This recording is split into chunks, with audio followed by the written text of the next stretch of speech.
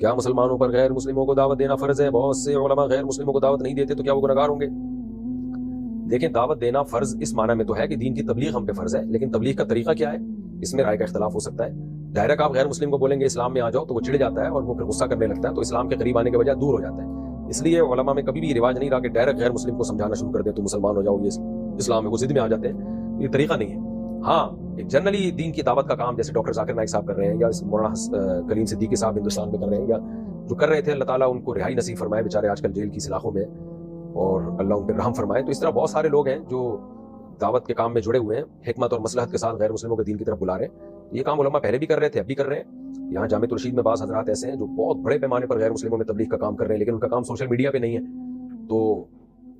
بہت لوگوں کو انہوں نے مسلمان کیا، پورے پورے علاقے مسلمان ہو گئے ان کی دعوت پہ۔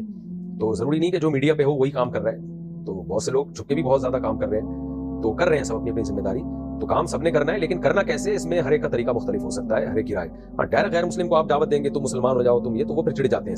اس سے اسلام کی تبلیغ کے بجائے وہ اسلام سے دور ہونے کا امکان زیادہ ہوتا ہے۔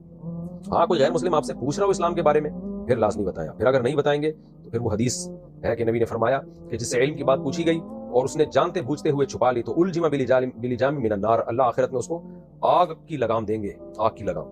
کہ اس نے حق کو چھپایا کیوں۔